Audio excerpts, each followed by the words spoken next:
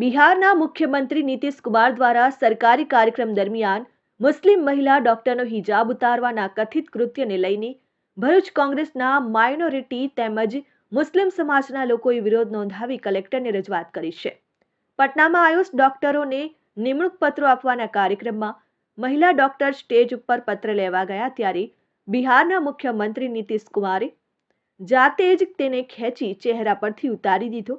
આ ઘટનાનો video social media પર વાયરલ થતાં જ દેશભરમાં વિરોધના સૂર ઉઠ્યા છે.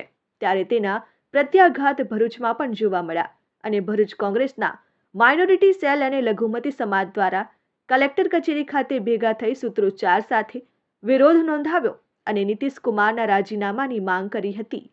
હિન્દુસ્તાન એક લોકશાહી દેશ છે, સર્વધર્મ સંભાવ છે.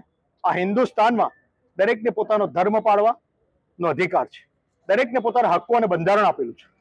ત્યારે આ એક જવાબદાર આગેવાન, એક સ્ટેટનો પ્રથમ નાગરિક ગણાય એવા મુખ્યમંત્રીએ નીતિશ કુમાર દ્વારા જે લઘુમતી મહિલાનું અપમાન કરવામાં આવેલું છે અને કોંગ્રેસ સમિતિ સખત શબ્દોમાં વખોડે છે. આજે બહુ શરમથી માથું ચૂકી જાય છે. લોકશાહી વિશ્વમાં હિન્દુસ્તાની વખણાય છે, ત્યારે આ વિશ્વએ જે નોંધ લીધી કે એક સીએમ કક્ષાનો માણસ આટલું નીચ કૃત્ય કરે ને એ બી એમબીબીએસ ડોક્ટર સામે, ત્યારે એ ડિગ્રી આપવા જાય છે ત્યારે હિજાબ કે છે.